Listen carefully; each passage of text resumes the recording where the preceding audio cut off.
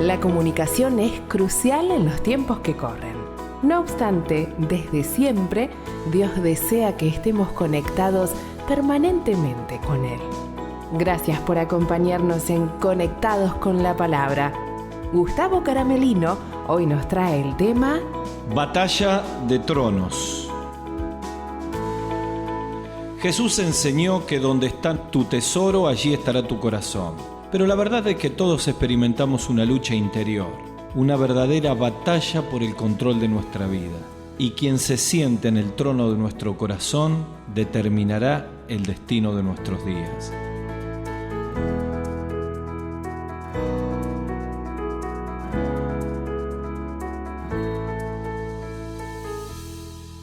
Bienvenidos a Conectados con la Palabra. Estamos estudiando el libro de Mateo, capítulo 1. Estamos estudiando la genealogía del Señor Jesús.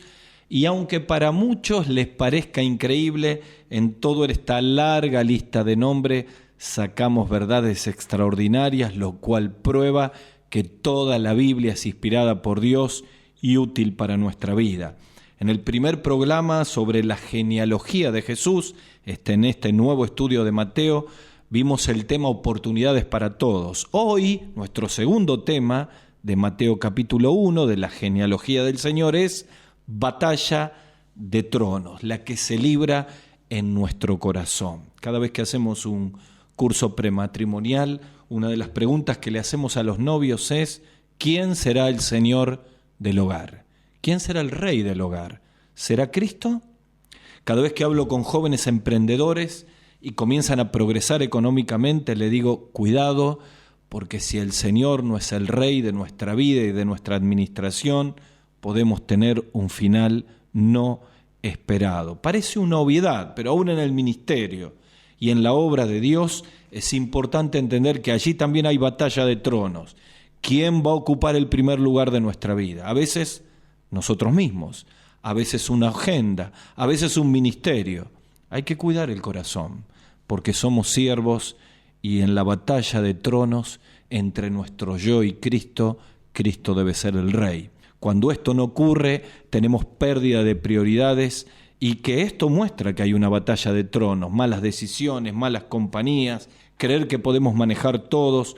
Y finalmente es la crónica de un final anunciado, lágrimas de dolor, años perdidos, vidas afectadas. El secreto está en que en la batalla de tronos Cristo sea el Rey.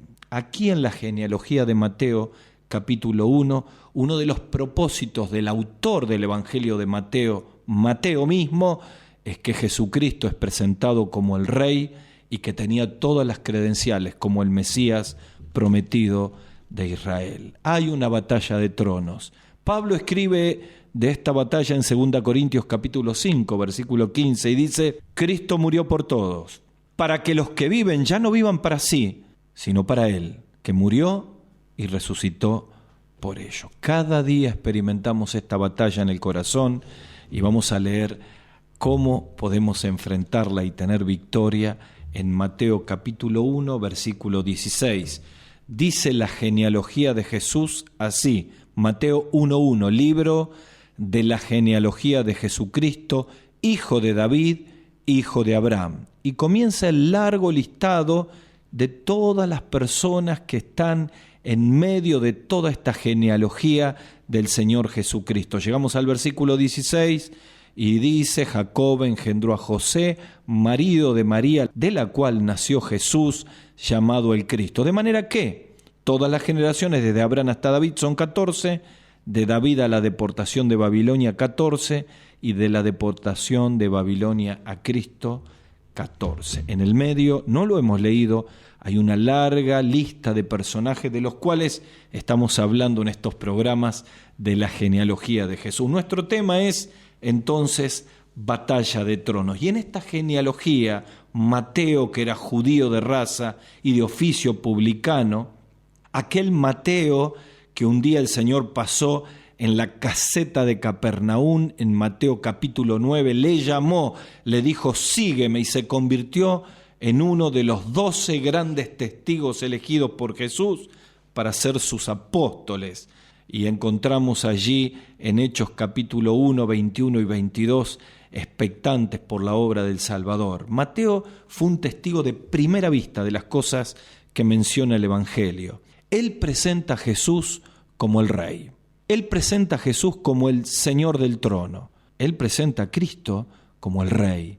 Marcos lo presenta como el siervo, Lucas presenta a Cristo como hombre y Juan presenta a Cristo como Dios. Pero para Mateo, él muestra que Jesús tiene todas las credenciales para tomar el reino de los cielos, el trono y también el de nuestro corazón.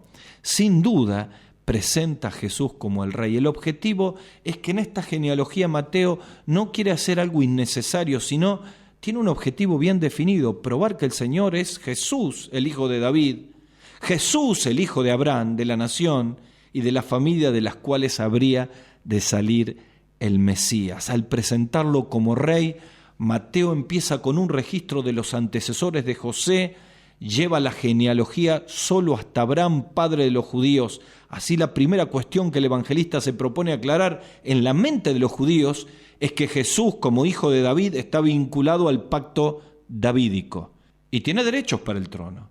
Y como hijo de Abraham, al pacto abrámico y tiene derechos de la tierra prometida.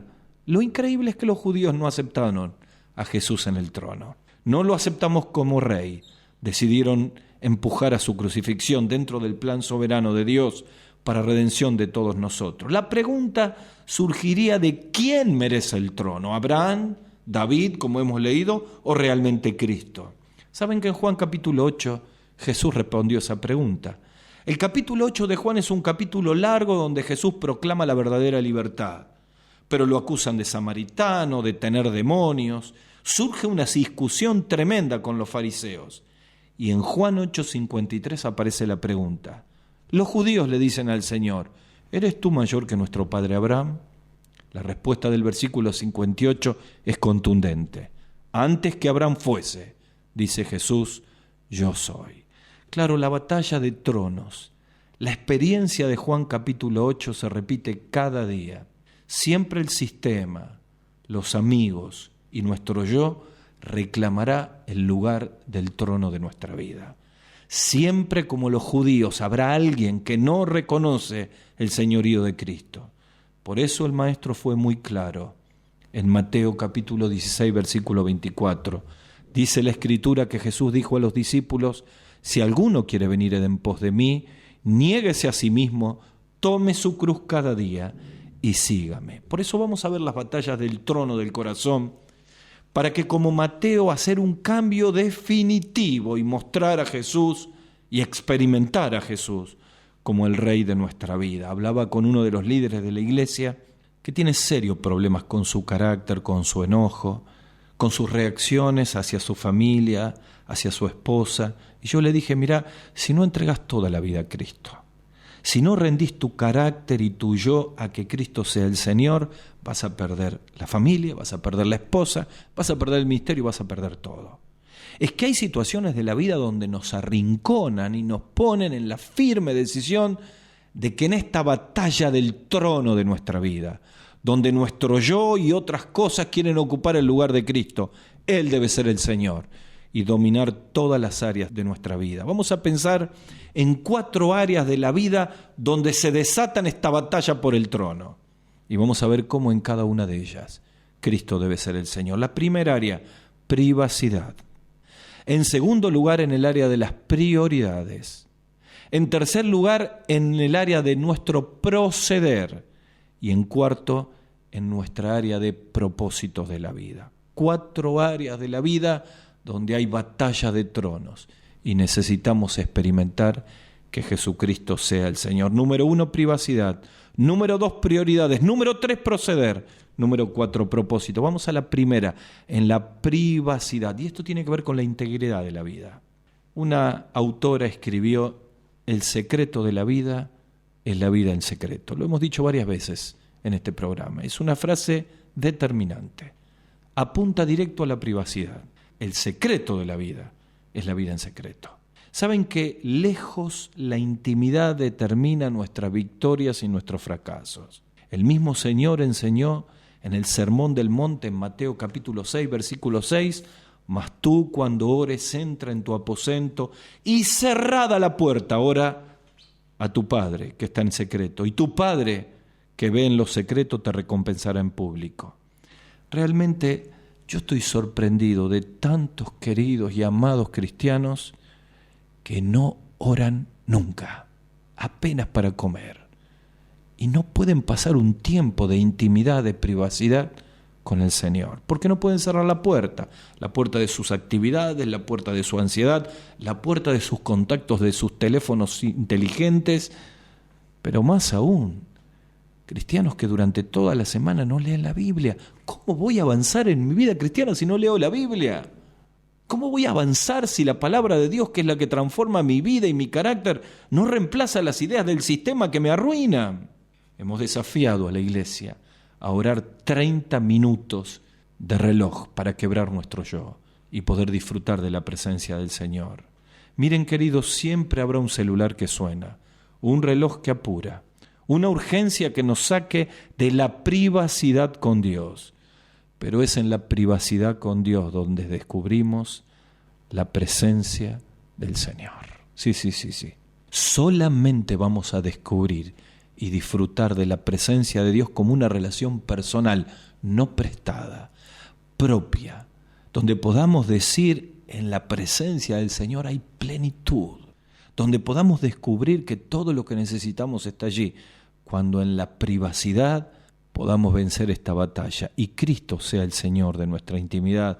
Así que yo animo a un desafío de oración de 30 minutos personal y de lectura diaria todos los días para que Cristo sea el Señor de nuestra privacidad.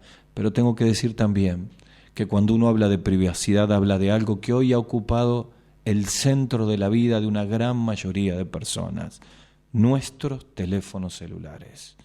Es increíble en cualquier ambiente, en cualquier lugar, el tiempo que pasamos con el teléfono. Contrástelo con cualquier actividad.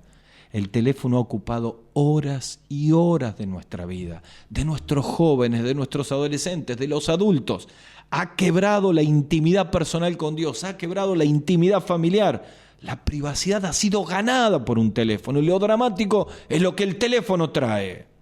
Porque algo que tendría que utilizarse positivamente ha llevado a la esclavitud, por ejemplo, de la pornografía de tantos hombres y jóvenes.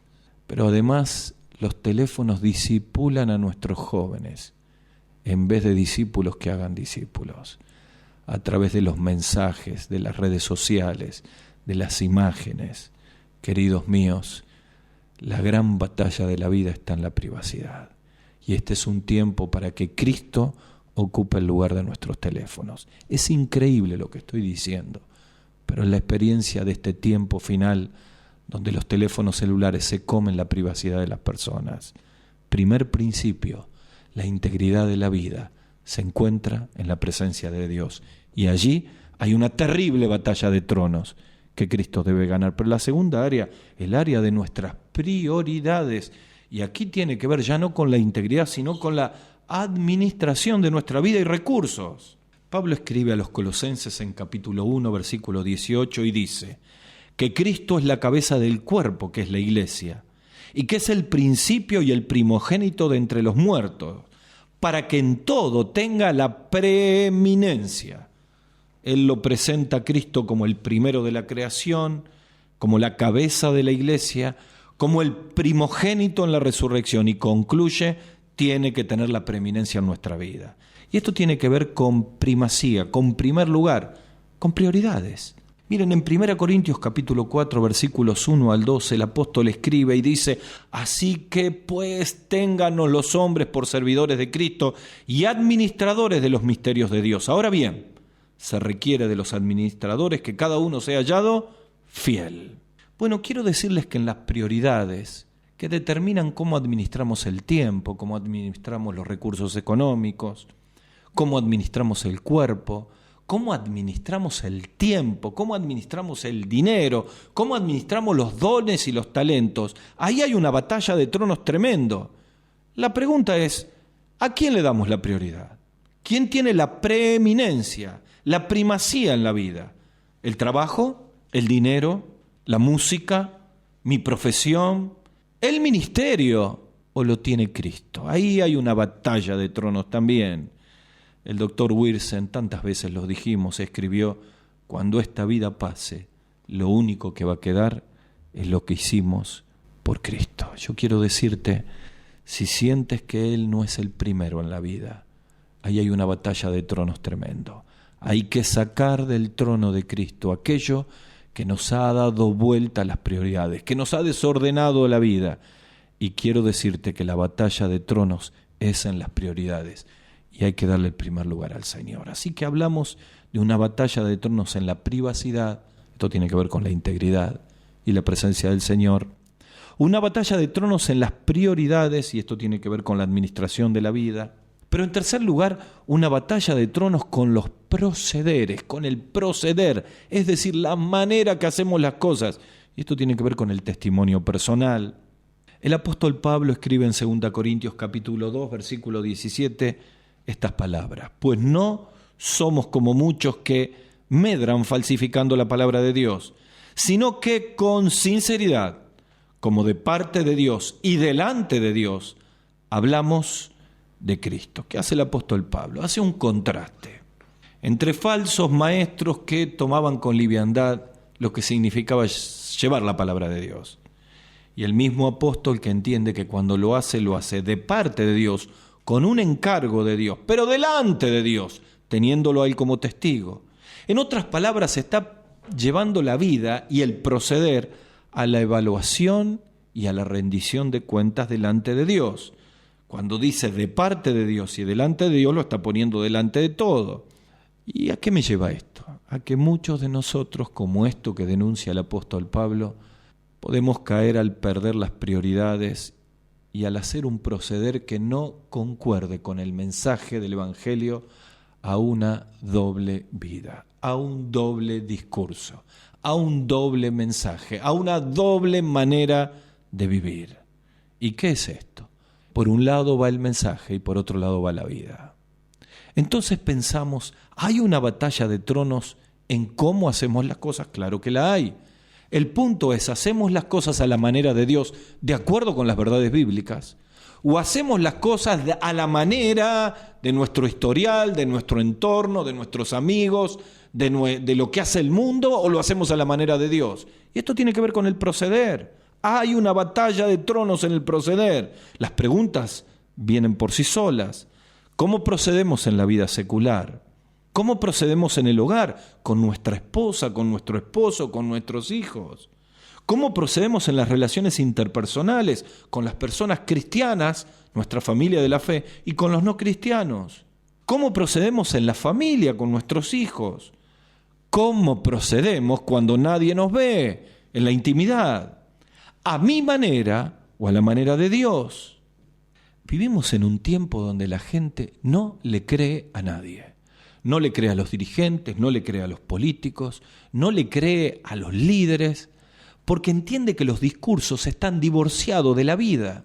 Sin embargo, el ejemplo del Señor Jesucristo, que encontramos en Hechos capítulo 1, cuando Lucas escribe y dice: en el primer tratado, oh Teófilo, te hablé de las cosas que Jesucristo comenzó a hacer y enseñar. Primero la vida, después las palabras. Primero los hechos, después el discurso. Es decir, la manera en que actuamos. Y ahí hay que empezar a revisar. Porque cuando Jesucristo no es el Señor de nuestra vida, nuestra manera de actuar está divorciada con el mensaje del Evangelio. Y la gente no nos cree. Necesitamos entender que en este mundo donde la mayoría de las personas le dan las espaldas a Dios, solo cristianos atractivos, que tengan una congruencia entre lo que viven y lo que dicen, van a llevar a abrir puertas para conocer a Cristo como el Salvador y poder hacer discípulos. Saben que entre los años 200 a 350 después de Cristo, hasta que Constantino oficializó el cristianismo, si hubo algo que impactó y que produjo una reproducción tremenda de los cristianos hasta llegar a ser la mitad del Imperio Romano, fue el proceder de los cristianos. Cómo actuaron, por ejemplo, en las epidemias, cuando todo el mundo escapaba y dejaba que la gente muera, ellos iban a acompañar a los enfermos. cómo actuaban, por ejemplo, en el feminicidio infantil, en los abortos, tan comunes en el Imperio Romano y en la cultura greco-romana. Los cristianos habían decidido preservar la vida. Cómo procedían con las personas que se unían a la comunidad cristiana y que eran desechados de todos lados, esclavos, gente que prácticamente vivían como si fuera una cosa, una propiedad para sus amos. Ellos mostraron el amor de Cristo y que delante de Dios todas las personas son iguales. Fue tan fuerte esta manera de vivir, este proceder cristiano, que produjo una reproducción increíble de discípulos, porque ningún culto pagano mostraba que la vida iba con las palabras. Esto es lo que debe ocurrir en nuestra vida. Necesitamos venir a los pies de Cristo en este tiempo. Necesitamos traer las áreas de nuestra vida en la cual Jesucristo no es el Rey, en la cual el trono de nuestra vida ha sido tomado por nuestro yo o por manera de vivir que está enfrentado con Dios, y pedirle perdón al Señor, confesar los pecados y clamar para que Él sea el Señor de nuestro proceder, en nuestra empresa, en nuestro negocio, en nuestra profesión, en nuestro ministerio, en nuestra familia. Somos cristianos que deben mostrar y vivir a Cristo. Recuerdo en una oportunidad que mi esposa Esther tuvo un accidente con el auto. Cuando fuimos al juicio, la culpabilidad del joven que estaba alcoholizado y que la embistió era entre un 90 contra un 10% de responsabilidad de ella. Pero cuando vamos al juicio, el abogado le dice: mire, usted tiene que decir esto y lo otro para que pueda tener todo lo que le corresponde. Y ella le dice: pero lo que usted me está diciendo no ocurrió. Y el abogado le dice: señora, las leyes están hechas para decir cómo hay que decir las cosas. Si usted dice a su manera, no le van a pagar todo lo que le tienen que pagar. Estaba impulsando a mi esposa a mentir. Y ella decidió en ese momento decir la verdad. Lo consultó conmigo, yo le dije: decí la verdad, todo lo que ocurrió. Finalmente el juez determinó una responsabilidad 50% para cada una de las partes, y con lo que cobramos no pudimos arreglar completa retribución del vehículo, pero teníamos paz con Dios, porque dijimos la verdad. Saben, queridos, todos los días entramos en una batalla de tronos: decir la verdad o mentir, actuar honestamente o estafar, tener conductas que muestran a Cristo o vivir como el mundo. La batalla del proceder hay que traerla a los pies de Cristo para que Él sea el Señor de nuestras manos, de nuestra boca, de nuestros ojos, de nuestra vida. Finalmente, cuarta área, propósito. Y esto tiene que ver para qué estamos en la tierra. Y yo quiero decirles, mis queridos, que cuando hablamos de propósito estamos hablando de para qué vamos a invertir nuestra vida aquí. Y yo veo muchos cristianos, amados hermanos y hermanas en Cristo, que en algún momento de su vida su corazón ardía frente al fogón de la consagración, que decidieron traer sus dones y sus talentos al Señor, que en su juventud sirvieron fervientemente al Señor, que eran testigos vivos de la gloria del Señor. Pero después una mala compañía, una mala decisión, el río de la vida lo llevó a enfocarse en propósitos temporales y empezaron a hacer tiendas como Lot hacia Sodoma. Y donde uno hace las tiendas, ahí está el corazón y ahí está el propósito de la vida. Quizá me escucha un querido hermano, hermana, un amigo, alguien que su propósito en la vida es hacer dinero o un deporte o la música, o vivir para Él cosas que son legítimas, pero no tienen un carácter eterno. Necesitamos en este tiempo que Cristo sea el Señor de nuestras horas, de nuestro corazón, de nuestros días, para que podamos vivir en medio de un mundo trabajando, compartiendo, pero viviendo para Cristo, entendiendo que nuestro trabajo, nuestra profesión es un medio, nunca un fin en sí mismo. Batalla de tronos, directo al corazón. Y quiero concluir en medio de este tema, volviendo aquí a la genealogía de Cristo que hemos leído. Cristo es presentado como el Rey, pero los judíos nunca lo aceptaron. Jesús se encontró con un joven rico, un judío, que había guardado todo desde su juventud, pero Jesús fue directamente a la batalla del trono de su corazón. ¿Era el dinero? ¿Eran los bienes? ¿O Cristo? Y él le dijo, vende todo lo que tienes y sigue al Señor. Pero él no estuvo dispuesto y perdió la vida. El relato del joven rico es el espejo de miles y miles de cristianos que, teniendo la oportunidad de que en esta batalla que se juega la vida, poner a Cristo en el primer lugar, siguen aferrados a cosas como la del joven rico, el dinero, y pierden la vida. Yo quiero decirte, no pierdas tu vida. Trae a los pies del Señor tu vida, tu corazón, tu frustración, y permite que Él vuelva a ser el Señor. En esta batalla del trono de tu corazón, dale un lugar a Cristo y vuelve al Señor. Pero tal vez hay un hombre, una mujer, un joven, una señorita que me escucha y necesita en este tiempo abrir el corazón, porque está totalmente tomado por el pecado, por una vida lejos de Dios. Quiero decirte que Cristo murió en la cruz por tus pecados.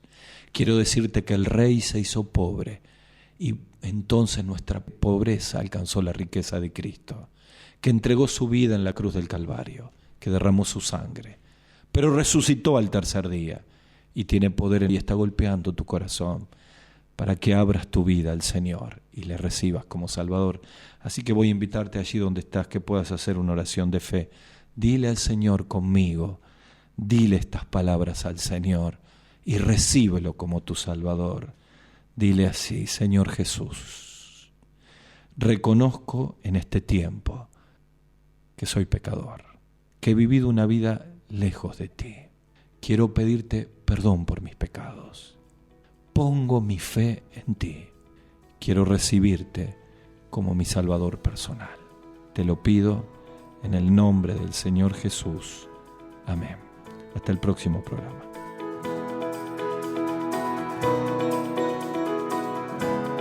Hasta aquí, Conectados con la Palabra, con Gustavo Caramelino.